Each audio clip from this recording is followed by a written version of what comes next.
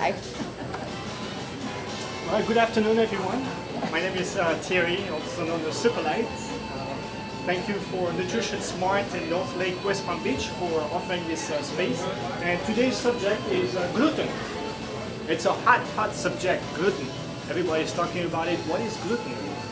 Well, gluten is a protein composite found in wheat, barley, and rye. And the problem with gluten nowadays is that manufacturers who produce foods don't soak the seed like they used to. Because we have been using those wheat seeds for about 10,000 years, but our ancestors always soaked them in water before they utilized them for doughs to make breads and etc. Nowadays, because of the increase of population, the earth actually adds 300,000 people a day.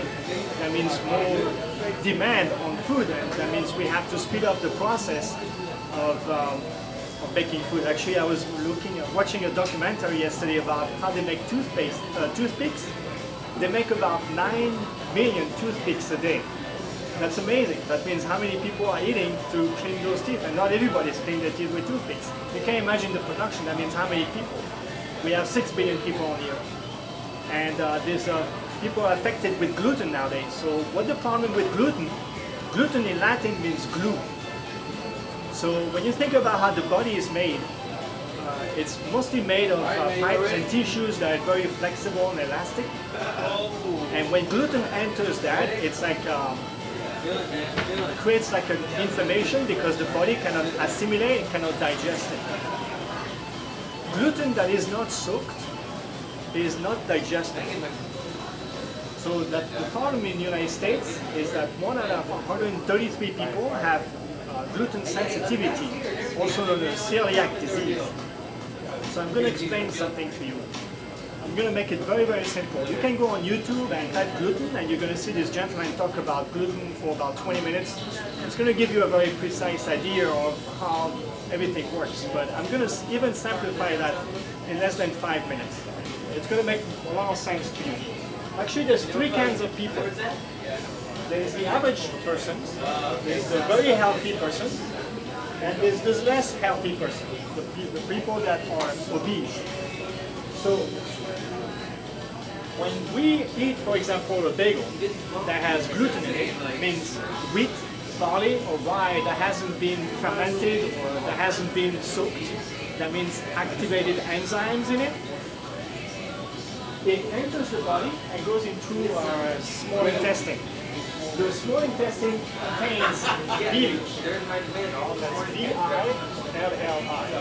That's the technical word. But this is the tube of the small intestine where the food goes in. And those little things here actually are like lamelles, like fingers look like. And what they do, this is a magnified view of the villi. And what we have here is like little fingers or things that they will absorb the nutrients. And when the nutrient goes in, it will either accept it or not accept it. Because there's 2 things that we can eat. These things that we cannot eat. Those are the inside of nature. Okay? Because we are nature. Our body is a bioelectrical machine that is made from earth and supposed to eat things from earth. So anything that's on the outside, those are made from man. Those are made from laboratories. So barley, for example, wheat that hasn't been soaked is unnatural. It's considered a mystery.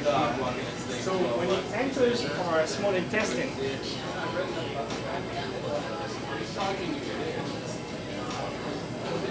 it is not recognized as a substance, as a nutrient that the body can absorb, assimilate, and convert into biolifeforms. So what's happening is, when this indigestible protein, this is enters the body, the body reacts to it and sends something called zonulin.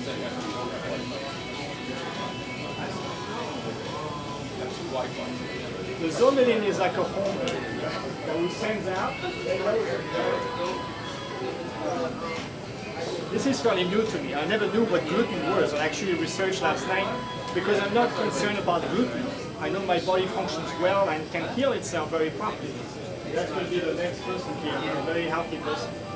But what's happening for the average person that absorbs gluten is that you see between those bells, I would say, there's like walls that allows certain things to come inside. So this is the bloodstream, and this is the tube of our small intestine. So when food goes in, it either goes through or it goes in. The things that goes in are very simple. It's simple sugars and amino acids. Amino acids is a chain of protein. When the body doesn't recognize something because it's made from this unnatural substance, zonulin is produced out. It disrupts the chain here to send some liquid out. This liquid is meant to flush out this undigestible substance out of our body. This is a way that the body protects itself. But of course, this breaks down. There's some things that goes in, which is parasites, yeasts, all type of unnatural substance that goes into the bloodstream. So now there's another reaction that's happening. The immune system is going to go and attack those invaders. Now the immune system works a certain way as well, with antibodies, white blood cells. The red blood cells is what carries the nutrients to all our cells and tissues. The white blood cells are meant to attack the invaders, the unrecognized substances like viruses and flus and bacteria and things like that.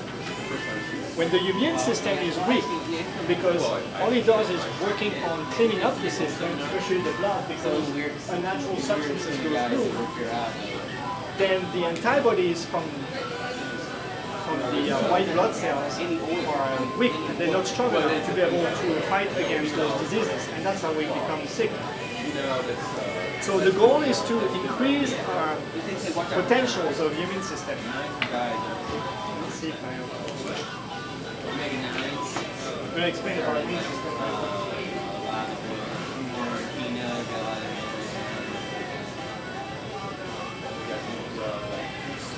Okay, so let's say this is the blood. And this stuff inside. Parasites, yeast, bacteria, things that it's not supposed to be there.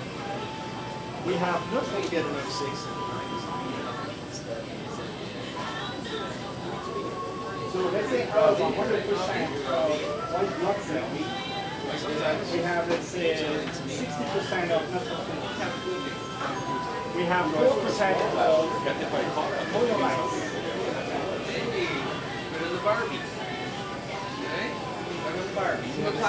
We have 3% for eosinophils.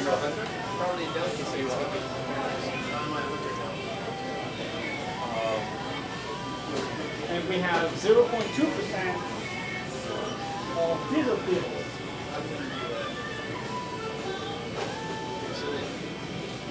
So let's say altogether it's about 0%. Okay, there's more things to it. Consumer, meat eater. But what those are, we can actually increase this 4% to 8%, 3% to 6%, and 0.2% to 0.5%. When we increase those soldiers, we increase our army to fight against viruses and diseases, then we don't have to worry about being sick because our immune system fights against it. So the problem with average people, I mean, people who eat bagels, bread that contains gluten, is that the body fights against it, rejects it, but at some point, because of the overuse of it, it weakens itself and gluten still goes through into the bloodstream. Now the immune system fights against it. At some point, if it's powerful enough, it can kill the gluten and get rid of it through the natural excretory channels, or it becomes a problem, like the symptoms from gluten sensitivity or celiac disease. So that's situation A. Situation B, Are you grass-fed? the healthy person It's given the choice. eats a bagel, so it doesn't eat it every day, but once in a while. The gluten goes through the small intestine. You'll have grass-fed. The zoline is expelled out, flushed it out, and it takes about 20 minutes for the body to clean itself from the gluten. And then it restores to its natural state. So this is a strong immune system and a strong body that can fight against invaders. Now the third person, that'll be the C, is the obese person. The person that has a low immune system and a low capacity to fight against gluten. Because what's happening is, because of the overconsumption of food that is not digestible, such as proteins from meat. Meat is a type of food, meat from animals I'm talking about, not coconut meat. But meat mostly, because we are actually herbivores, we're not carnivores. I have explained that on various other lectures, that we can actually prove that our jaws, you see, goes left to right, just like herbivores. Our carnivores can do that. They only can go up and down. The size of our digestive system is 10 times the length of our torso compared to carnivores, which is much smaller.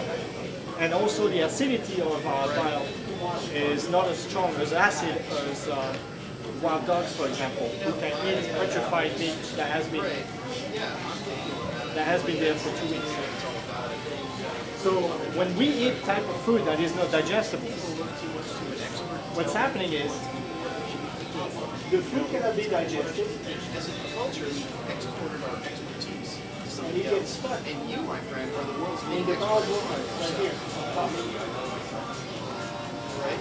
And this is called a mucoid plaque. Expert. It's the accumulation of the wrong food that cannot be digested. It ferments and it hardens because the body cannot reject it. So this mucoid plaque gets stuck like glue against the walls of the intestine. So when food goes in,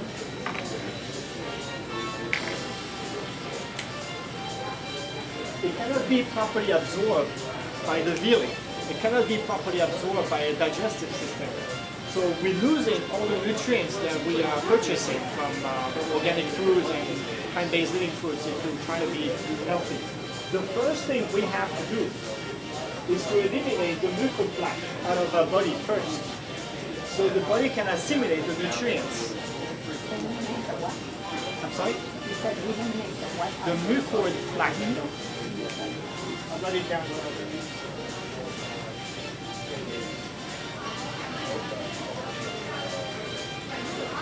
The mucoid plaque. There are certain ways you can do that. First, you have to eliminate foods that create mucus, food that cannot be digested and ferments, become an accumulated waste into our digestive system because it cannot be removed. Now we are talking about a mucoid plaque that could be a few inches or 12 foot long. And we're talking about decades of accumulation. Actually, since we were born, because first of all, kids start solid food way too young.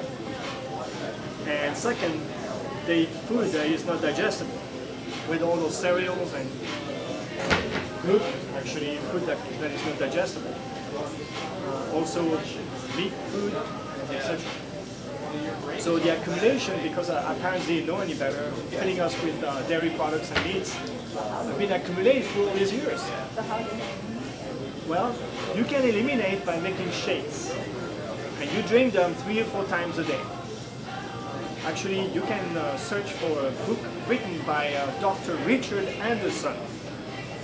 He healed people for the last 30 years, and some of his patients break records. Like actually one of them climbed the Mount Shasta 6 times in the last 24 hours.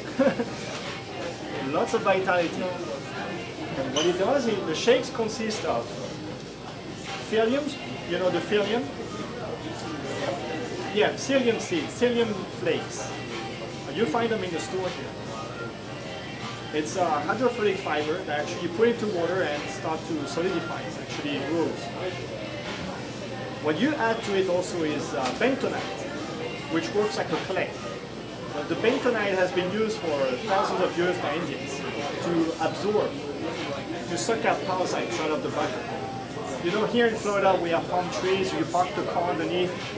The seeds fall down, and there's like these black seeds that go into the paint because the car is so hot, it actually melts inside the paint, and it's almost impossible to get rid of it.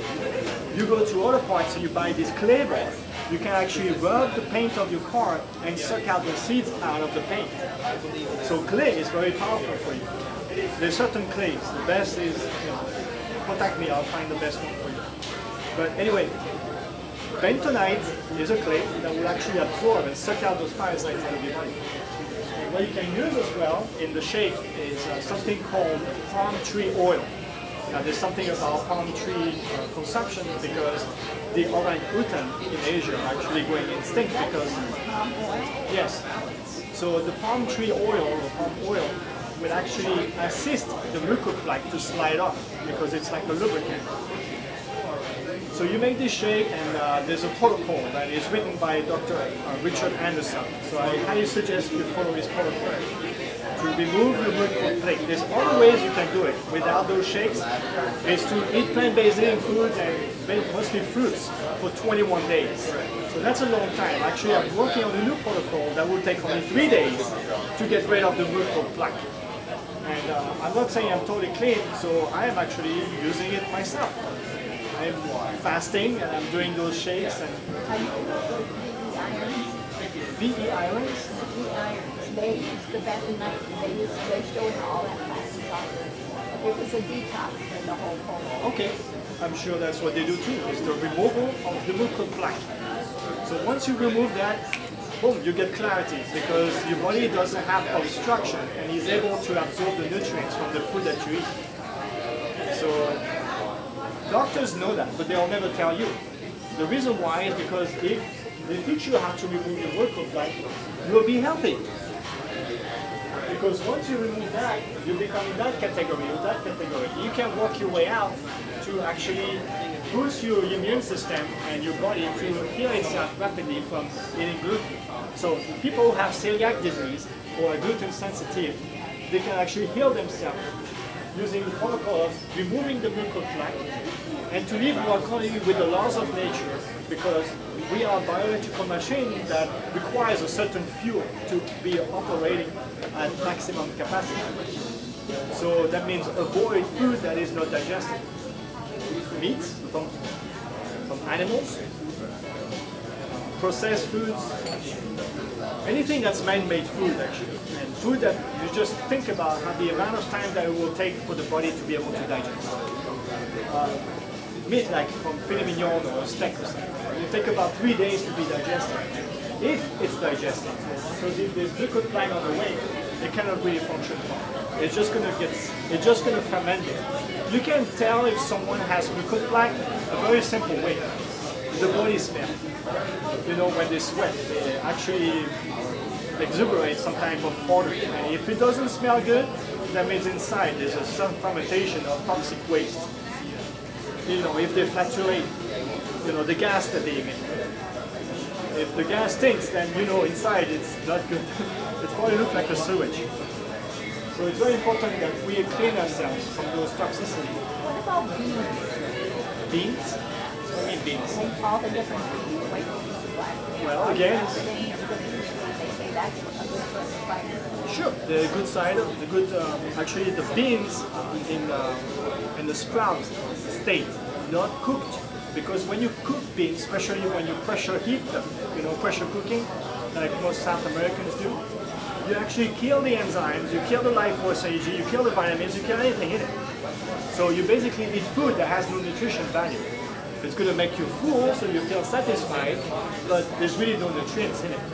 So it's not about the food that we eat, it's about the energy in the food that we can assimilate. You see? And that's Dr. Thierry that says that. Dr. Thierry was a student from Albert Einstein, by the way. Very smart man, 7 PhD. And on his, he developed bioization and mentioned that the perfect health formula consists of the urine and saliva pH of 6.4 each, which is acidic, not alkaline. There's a big propaganda about alkaline water, and you can check on YouTube, type alkaline beef in height, and you'll see an interview with Marcus Conhans and Dr. John or something, I forgot his name, but basically what he says is cancer cell is alkaline, a healthy cell is acidic. And when you think about it, just use common sense. Step out from all this knowledge or information that absolutely. Just makes sense. We are freshwater creatures. So you look at a pond or lake or fish. By the way, the best water for us is what? It's water that comes out of mountain springs, right? The water that comes out of mountain springs is actually 6.4 to 6.9 pH, which is actually acidic. So freshwater fish will actually swim into a river at 6.4 to 6.9. If this river or this lake or pond would be above 7.5, all the fish will start to lose the oil and they'll actually die within 48 hours. If you see a lake or pond with all the fish floating on the surface, would you tell your kids, son, go drink this water, it's alkaline water. You think they'll drink it? They'll go, no. There's all dead fishes floating on top of the surface. You drink it. What are they going to do? No, of course not. And that's what people do every day, drinking alkaline water. Another thing about this water ionizing machine is that when they charge water with electricity, they actually charge the chemicals in it, like fluoride, arsenic, mercury, and all that. So that means they empower those contaminants. And people get really sick in Arizona when there's a high level of arsenic. And a couple of weeks after they buy those ionized machines for thousands of dollars, they end up in the hospital because they got arsenic poisoning. So it's something to take into account. There's a lot of people heal from drinking those waters, alkaline water. I'm going to tell you why. First, because they drink more water than they used to, so water heals no matter what. And second, because when you ionize the water, you actually split the water in half, so you make the water thinner. As the water is smaller, the water cluster is smaller, it penetrates more efficiently into cells and tissues. That means a more profound hydration. And we are water beings. 75% of our water, of our body is made of water. 90% of our brain is made of water. So when you bring water into your body in a more perfect way, then the body heals itself. What about distilled water? Distilled water is good too because it doesn't have contaminants as much as regular water. But the problem is it doesn't have minerals, doesn't have anything in it. So because it's very powerful water, you will actually suck the minerals out of your bone and create osteoporosis. So if you drink distilled water, I highly suggest that you add ionic minerals to it.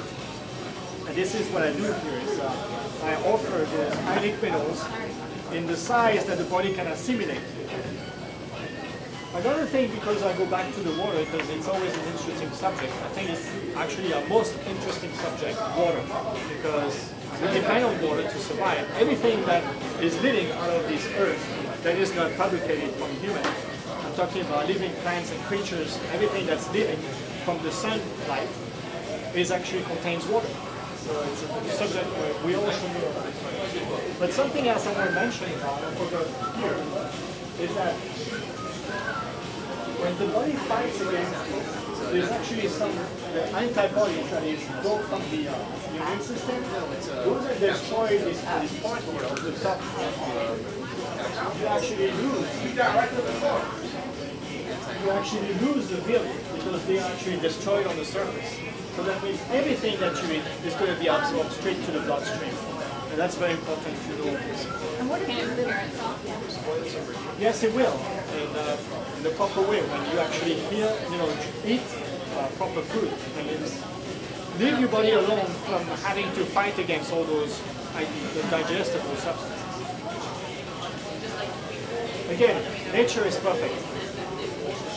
We are perfect. So put perfection into your own perfection, and everything flows. Everything is would be perfect in total harmony and peace.